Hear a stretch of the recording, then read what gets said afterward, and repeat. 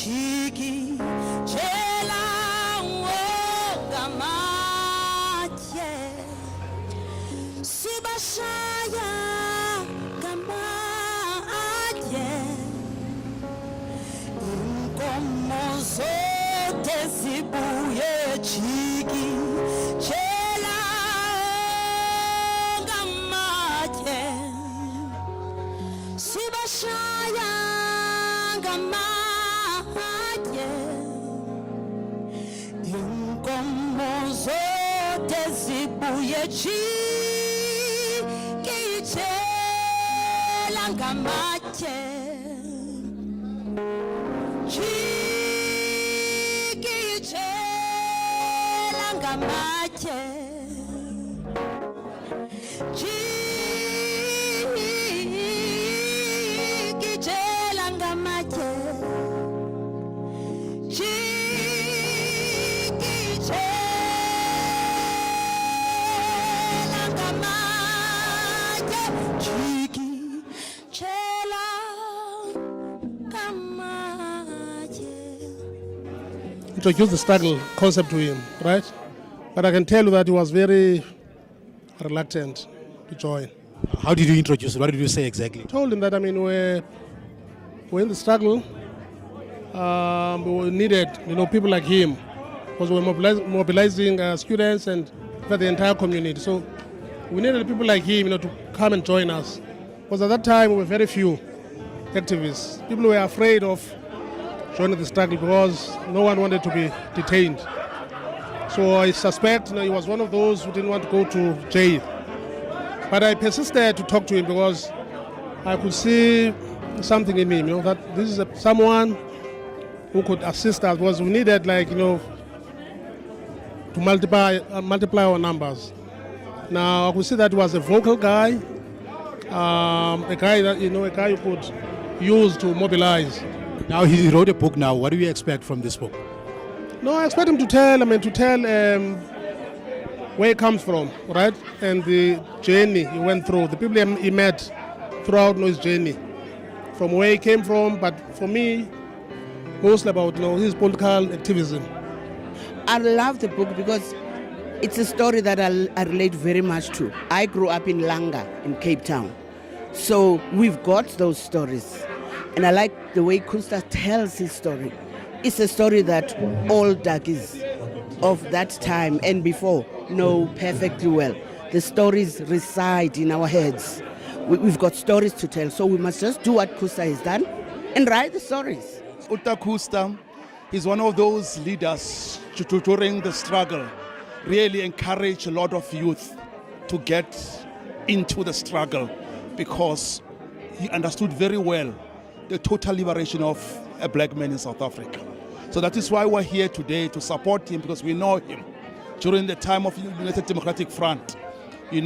What he did in the Eastern Cape. While we were busy in Gauteng, he was busy in the Eastern Cape. So we felt strongly that we need to be here today just to remind him, because this is history for him. Most of the men of his caliber, history is trying to erase them from the history books. But with this book, he has stamped his authority over the struggle of the people of South Africa. So we thank him for that. I'm looking forward to his early years when he came to Port Elizabeth. He was my classmate at Cowan High School. When he was expelled from Loiso, he came to Cowan High School and found me there. He played in the first team rugby fly-off. I unfortunately replaced him. We played in the same team. We've done a lot together. I have the story in my head, how he used to travel all the way from Port Elizabeth to me in Soweto and spend days with me, taking him around to meet the activists of the Soweto Youth Congress and the Soweto Civic Association and the Release Mandela Campaigns Committee as we were building both above ground and underground structures of our movement.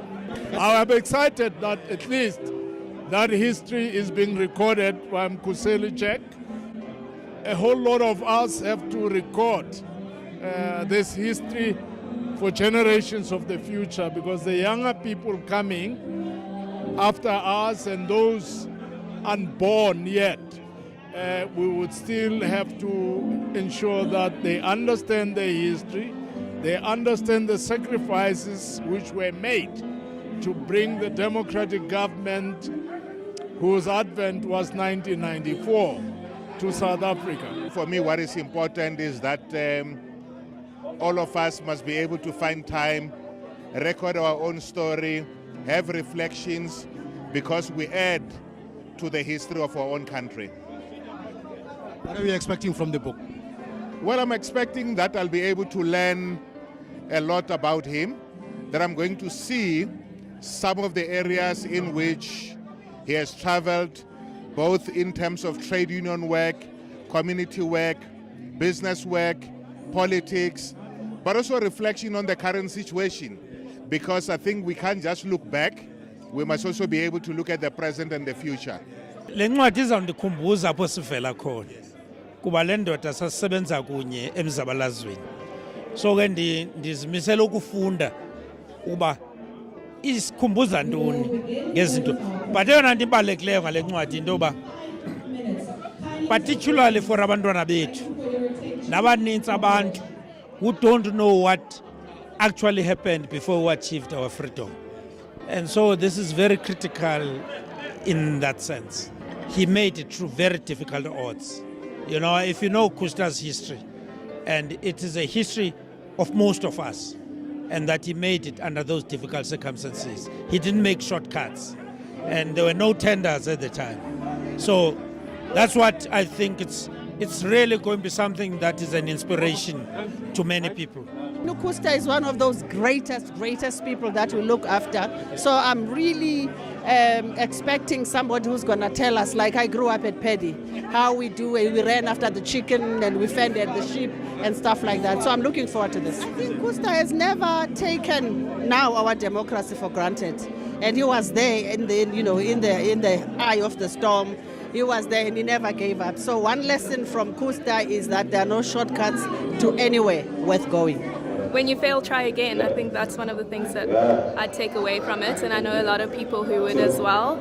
And then also just the spirit of just perseverance and never giving up, and then of course the more unifying national dream that we once had, and the ideals that people fought for, and how as young people we can really contribute towards that and actively work towards that same, what did you say, Madiba magic before that, once upon a time people really fought for. As Khusta was writing, he would call and say, do you remember that incident? You remember that person? What happened? So my expectation is that it is a story that we're very well told. Not so much about him, but about PE, about people, about events, and about the experience of many people who will never be written about. So that's what I expect. If the local papers and his style of writing is anything to go by, then I'm expecting the book to be fantastic. Yeah, he's got a very nice way of writing. It's light, serious, and he gets to the point, so you don't have to worry about lots of characters. I'm expecting the book to be the same. Being from the Port Elizabeth, I've grown up with him, knowing him during the years of the struggle, and he's been a great friend of mine through Save South Africa, working with Sipho Pityana. He's helped us a lot, so yeah, I'm very excited and more specifically very proud of my own homeboy.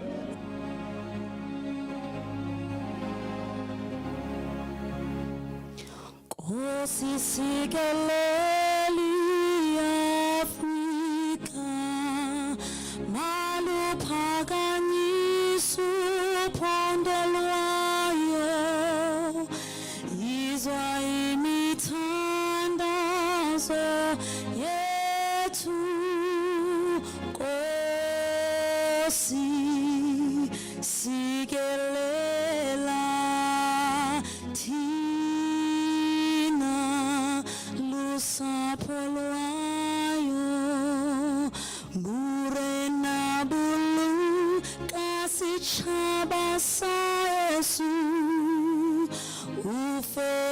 sedin twali matswe nyeho usibuluke sibuluke sichabasa Yesu sichabasa South Africa usibuluke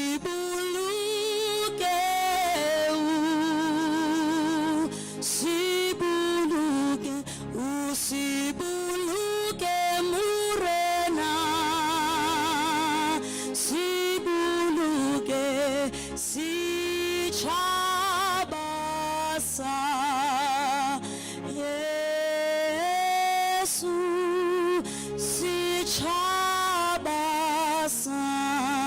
South Africa. I don't want to take a lot of your time. My responsibility here is to welcome all of you who are here gathered.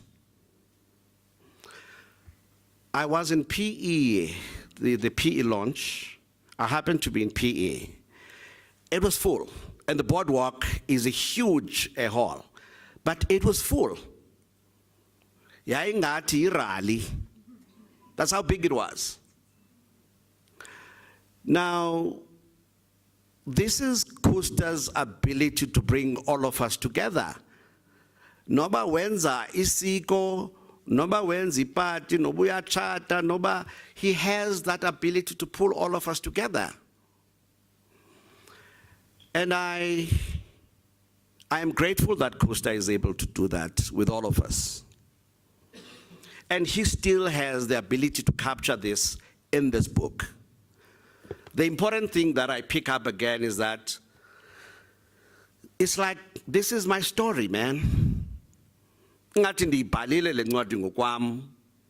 know, because everything that every page and every chapter I read, there's a part of me that's in there. I can relate to it. It's not some mystical fantasy of, you know, this guy who wants to be something else that he is not. It's typical Khusta parlance. And I want to, once again, without much ado, take the opportunity to thank Khusta for having asked me to do this work. Khusta, I remember that at his 60th, he asked me to speak there again. Khusta, keep doing this, man. I like this. I probably will learn to be like you one day. Khusta, I probably will learn to be like you one day. Ladies and gentlemen, please, once again, you're all welcome. Thank you very much.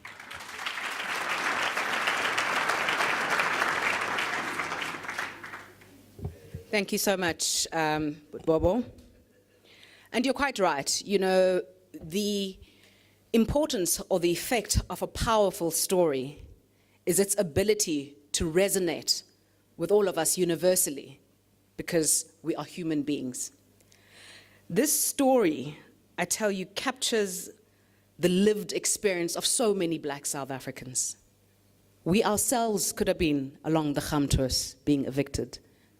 Any family here might have been in Port Elizabeth, going from, was it Cowan High School, being chucked out of that school, and to another and yet another, but desperately clinging on to your commitment and passion for education.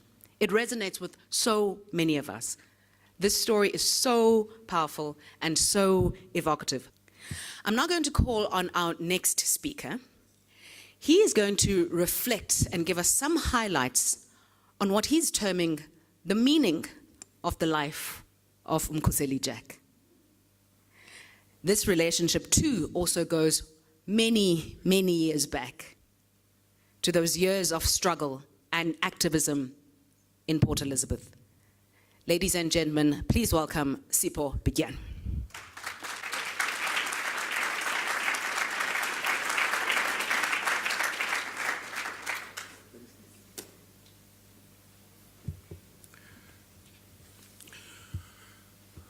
Amandla.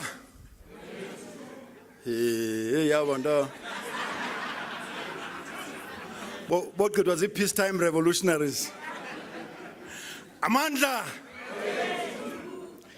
Well, thank you very much. I enjoyed myself in the salutations that have been presented here. So I think that it's so good and so heartwarming to see everybody here. I really appreciate the invitation to come and speak here. Khusta initially, when he was writing the book, he kept saying to me that, hey, you must come and speak when I launch my book. And then he didn't. Instead, he asked Tokyo to speak. Yeah. So I'm here because Khusta is stranded. Tokyo didn't pitch.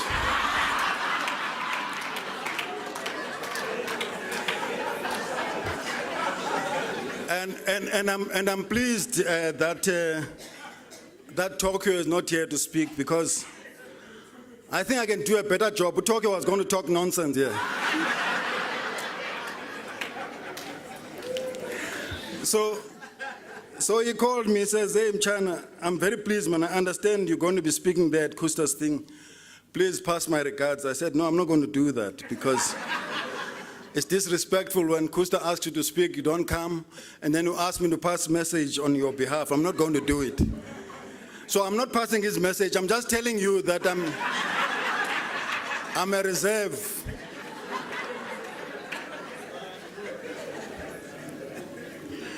But you know, at the outset, I want to commend Umama Nolungile. And that's Khusta's mother. Just in case I forget. I do so particularly through her to commend, and on behalf of many like Khusta and like me who were brought up by single mothers, whom we often don't acknowledge, because the mythology in society is that single motherhood is something obscene and unacceptable in society. So these great heroines are not sufficiently celebrated in society. And so, Loge Umama Unolungile has donated to this nation this great son. And I would like you to join me in congratulating her posthumously.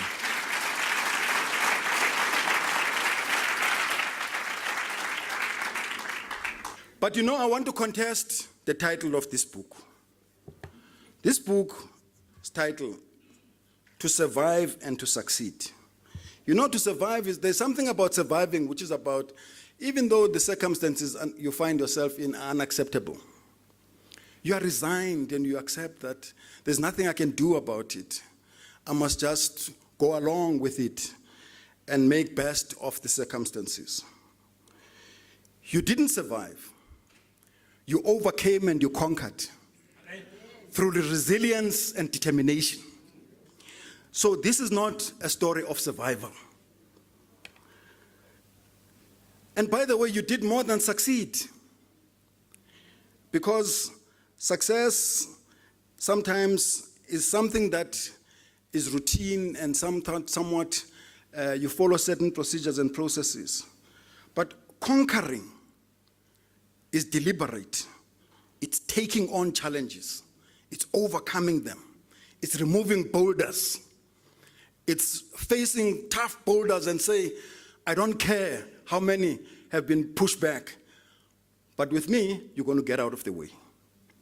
This is the life that you've lived. The byline is even worse in my view.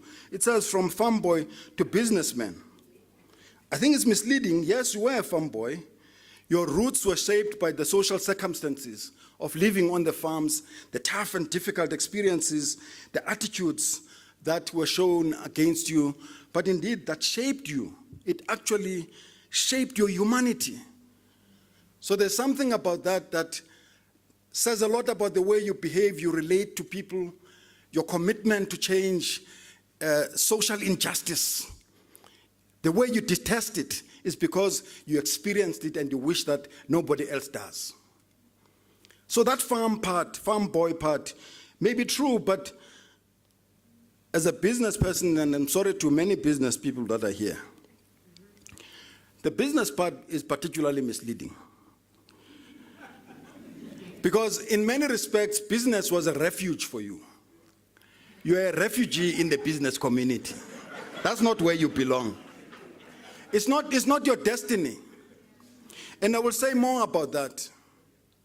After all, the book itself is 30 chapters. And only one chapter of that book is about business and your life in business. 29 other chapters are talking about all manner of other things. So it says something, and I agree with you. You couldn't write about many more chapters about your life in business, because the richest part of your life was elsewhere. But guess what? Even business didn't appreciate the great jewel that it had in its midst. So the fact that the chapter is just one chapter says something. So what should have been the title of this book? You know, Nigiwe is a journalist, so she would understand this, that people like me are long-winded. So my title would fill the whole cover book. So it would read something like, a testimony of God's rich endowment, a gift bestowed upon a nation so desperate for it, and yet sidelined, unrecognized, unappreciated, and condemned to waste and underutilization.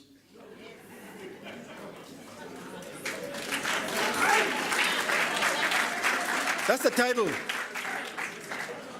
By the way, Khusta, it would go on and say, and so,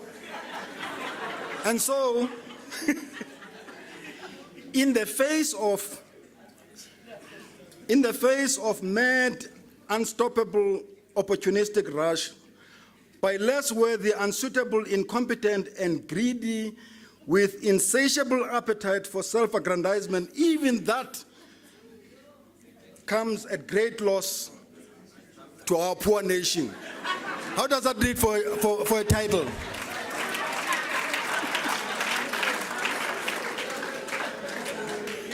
So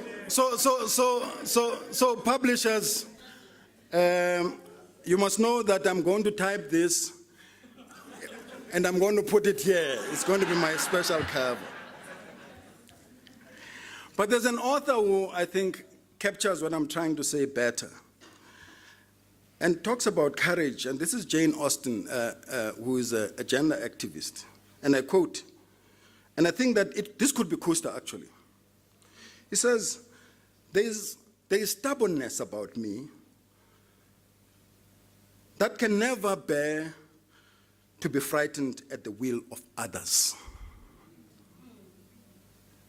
I hope you heard that. It says there's stubbornness about me that can never bear to be frightened at the will of others. My courage always rises at every attempt to intimidate me. You will see here, this man has lived a life of being intimidated and being harassed and being frightened, etc., etc., etc. By the way, the interesting thing is that Khusta, his whole life has lived a life of fear. He's not been courageous because he's been fearless. When you grow up in a rural environment and there's a lot of traditionalism and witchcraft and all of these beliefs, you will find out here that Khusta to this very day, we have ego healing. There's this thing called tikolosh. So he has this fear that there's a tikolosh around him, you know. I think an apt statement is that Khusta's life is a life lived with courage. He's somebody with a vision. He's somebody who's principled and scrupulous. He has generosity, he's selfless, and he's fulfilled in life. He gets satisfied. You know, this thing called being satisfied is a great attribute, because greed comes from people who are not easy to satisfy. So we must ask ourselves, how is it that as a nation today, we can have a sober leader of the character and kind that Khusta is, And we have leaders who lead us today, even in sobriety, look drunken and in absolute stupor. It is obvious to ask that question. By the way, Khusta, you will see that, and many of you who know Khusta very well, is that Khusta loves the fairer sex. But Khusta is Shuman. So he has an appreciation, but he will not take the next step. So he holds back. And in many ways, in part, that is about a Khusta who is self-respecting, who respects women, and who doesn't feel at liberty to plant his private parts in social media all over the place. But that's a caliber of leadership.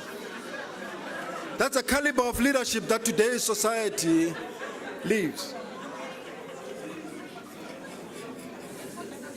You see, no, I'm asking a question about how is it that when we have somebody who has a sense of restraint about how you behave in public, we can be imposed somebody who doesn't have a similar sense of constraint about their behavior.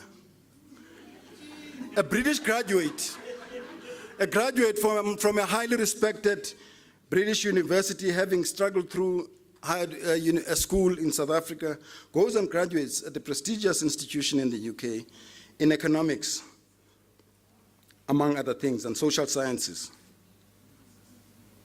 I'm sure that after 10 years of experiment, we have a better appreciation of the value of education. Because I'm sure you will say this, that never again, when we have people like Khusta who are so educated, shall we go for somebody who has not gone very far in their own education. But Khusta is about country first. Even as he was struggling with education, he was determined to be educated, to go through school, etc., etc. When the call to play his part in the struggle for the liberation of his country, even though he was the only one in his family to go through formal schooling, he would take the risks and sacrifice the prospect of completing his education in order to do that. So I guess what I'm saying is that Khusta Jack, it should say here in the byline, a leader the country deserved but never had.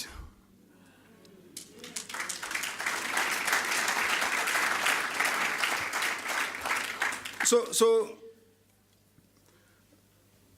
you know, this idea about country first is not about being a Trump. It's about appreciating the moment. It's about appreciating that my own needs sometimes don't come first. But there's something about Khusta which is about recognizing the underdog. When you go through this story, it's about Khusta, and yet, you know, he invites us to remember that there are those that are not celebrated. He talks about combative encounters that were difficult with some comrades some of whom lost their lives. Khusta remembers the unsung heroes of our struggle. They didn't go to Robben Island, they didn't go to exile, but they were in the forefront of the struggle. And today they live desperate lives. He embraces them. Even as he rises, he recognizes them as his fellow comrades to this very day. But I do want to say this about Khusta and non-racialism, particularly in this time. You know, for Khusta, non-racialism is not a political injunction. It's not a political injunction. He didn't read about it from his Chaba. And he didn't read about it from other political documentation. As a young boy, he befriends white bosses' kids. And there's nothing wrong, they don't see anything wrong among themselves, to the consternation of the father, who doesn't mind but fears the law, that this friendship is against the law. But even as he experiences the violence of racism, Baskap, the brutality of some Boers, the humiliation and desperation of being forcibly removed and being homeless. But he also gets exposed to some white farmers who show humanity, who show empathy, who show support and care, who show that in this black person, in this black family, they see a human being. And he has built close, lasting friendships with some white people that employed him. And you wouldn't say so when you see him today. And yet, the inverse of that, in fact, he sees in the Ciskei police worse brutality in the torture chambers of the state than white security officers in Port Elizabeth. It does raise a very important question that I'll come back to. He sees in Neil Agat's death, where he spoke in memorial services, and harassment of his white comrades, white people who were greater brothers to him than those black guys who tortured him in the Ciskei cells. It raises a very important question for us because now we see things in black and white, don't we? So it raises a question about whether the agency for transformation is racially determined. Is it possible actually to have black people who are against transformation and white people who are champions of transformation? I will tell you, in the corporate environment, amongst people who obstruct black progression, more often than not, are black people. And so we need to abuse ourselves of this notion that black equals progressive and white equals anti-transformation. The discourse about blackness in this country needs to be reopened because we're now sitting with racial chauvinism, actually. And I will include in this an organization that is supposed to champion non-racialism. Its narrative is increasingly embedded in racial language, in racist language, in a way that is very divisive in this society. So this is great, but let me conclude by saying this. There's something about Khusta's reflections on the conflict between AZAPO and UDF and the apartheid security. You know, when you assume that AZAPO is ideologically different from who you are if you are UDF, and vice versa, and yet you're fighting because you're fighting the same cause. So your differences are not amongst each other to the extent of fighting each other, but the differences are against the enemy, principally. But you end up fighting each other. In that context, you often don't know who the enemy is. Curiously, South Africa is going through a fantastic counter-revolution today. Some of the enemies of the revolution sit in the leadership structures of the organization that is supposed to champion that revolution. We don't know who the enemy is in similar ways that in that era, they didn't know who the enemy is. Sometimes we do know who the enemy is, but we embrace the enemy because of the patronage opportunities that they can afford us. And we turn a blind eye. Read this book. It's a very interesting book. It's rich with very interesting lessons. You will enjoy it, but it's not for bedtime reading. I'm sure there are much more interesting things to read at bedtime. Thank you.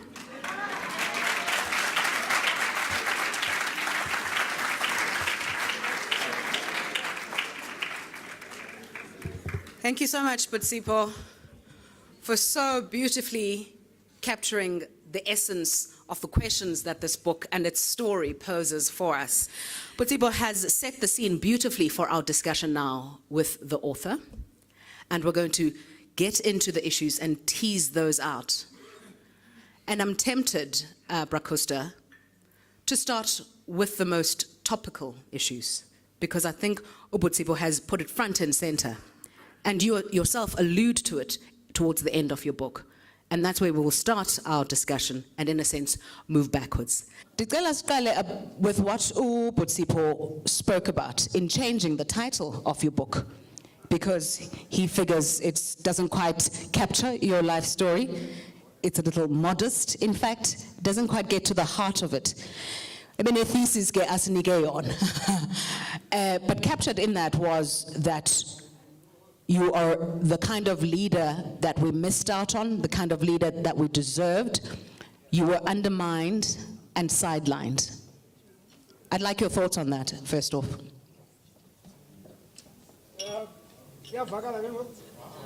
Okay. I'm not sure about Uguti personally. I was undermined. What I did, I love politics. Actually, I think 90% of my time, even now, is to do with political things. But for some reason, because I was tired, but God, the statement is correct, because anyway, if I have moved in, here is nobody that it was by default, not by design. God did. I thought, gosh, I can't go through this thing. From the age of 6 years, who's Warisha and everybody. Then when Mandela was free, that told me, you are exclusive. You know? But the point that Sipho is making is very, very critical. And it is true. A book will come about that. What has happened in the destruction of good people. This book, what is good about it? That is why, for the first time, with this book, all the comrades agree on it, the content and the factuality of it, because that's what I wanted to achieve. It's not polemical amongst comrades themselves. Even now, it's not polemical because it states exactly how things is known as Sandton. So, but the book that will deal, where's the end who's the sober now? I've got that. That, as soon as Jerry clean it and eat one. And then, yeah, I can stay at home and buy another one. Is a human, like Sipho. It's so true. It's so true. Actually, I'm full again about that because I know I'll just get too emotional about it. The crux of our problem is the lady plant 100% the destruction of great men. Just to give you an idea, I was speaking to a younger fellow. We have been in the current factions. I must say, the things that are controlling. No, not black controller, but what I mean, he was just before these ones. Player of thieves, backward. And then I asked him, but where's the control? These young people, do you think that if you give them advice, do they take your advice? Oh. You like to work with? Yeah. Okay, sure. So, the point is, they don't. Utela umpuseli je, umiyaka ngantoni ngona, ubulelani nguka. A man that who sacrificed himself and put himself into humiliation, to be told by people who never struggled that he was a sellout. And this is a man who worked with Griffiths and Kleinge. We were at Kleinge's funeral in 1981. Where was Bulelani at that time? Why do these criminals, come and tell us that? They just, one, he's okay, but they have been thoroughly and totally destroyed. But Sipho must hear later. These are ballet design. I'm not coming back to that, please. So I'm about to wrap up now, but I'm going to open it up to the audience, to the floor, for your questions. Good evening, everyone. My name is Thabo Shohole. Khusta, your generation, I'm going to be a bit harsh. Smart as you are, courageous as you are, most of the successes that you guys have got were not due to super ingenuity of some of our older brothers. These things were given to you guys, all right? And there was an imperative, a social imperative that had to happen. And that imperative was black people needed to be seen to be in the echelons of the white corporate previously. Now, there is a gap that you are leaving behind, your generation. People must not confuse philanthropy with angel investors. Now, what we need here, how many angel investors have we seen from your generation? How many people in a room of 5 young people can you say, I've got a billionaire that I've made who's made more money than I am making? And not say Zindwana is, or no, their time is coming, or we earned this. Nobody earned the right to be wealthy. Okay. Collectively, we worked for what our older brothers are having today. Okay. Now my question is, do you see a program? Nina Bantu Batala, not that older actually. Some of them are not even that cleverer than some of us, but they're wealthy. And the link between success and attempt has diminished. Simply because of a good intention of BEE, which has then been misused for corruption. Okay. What do you think should be done differently for making sure that people are truly empowered and you are part of that empowerment? Okay. Look, Roy, there is no success in my generation. I always say to people, to a certain extent, our children should not look upon Mnano Sipho, Nabanye, as entrepreneurs, as role models, younger generation yet. Because we were skilled in something else. And sabane laka, saba discipline, satini, sawelwa na ilaka, umkaya sangeni, and then we ended up using that to the best of our ability. But you can't tell a young child to look at Khusta Jack how to get into business. I'm not a proper role model for that.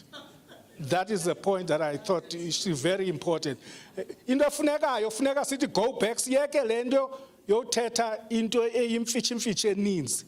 Our children can only succeed through hard work, through tears and blood. Because to say you are black against who? There's another black person next to you. Therefore, I cannot take you because you are black unless you excel in what you are doing. Then that you can take it. So we need to go back to basics, and that is the only way that is going to take us forward, okay? Ladies and gentlemen, please welcome Ukela Jack to give the vote of thanks.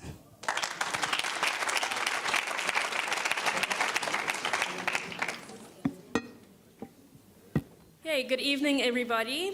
And thank you for coming here tonight. And of course, thank you to our lovely MC, a brilliant woman in the South African media.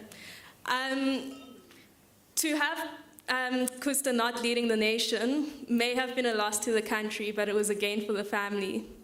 To have him as a father is a blessing, and to have him as a friend is even more great.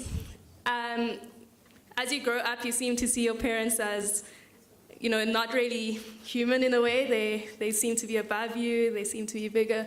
But as you get older, you see, okay, my dad also likes WhatsApp. He's also a cool guy. He doesn't really understand Facebook that much, but he's learning. And in fact, he spends a lot of time on it these days.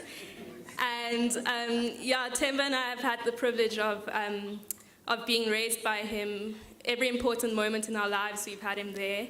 And yeah, from performing in a band to just motivation for a test, I don't think the book covers enough. But I think there's always space for more. And I'd also like to hear the stories of more people from, especially the Eastern Cape region that he grew up in, because yeah, I think there's not enough written about that, and I'd encourage that to be something that's written about or spoken about more in our country. So thank you all for coming and for being here, for supporting him throughout his journey, and for being part of the family. And yeah, enjoy your evening further. Thanks.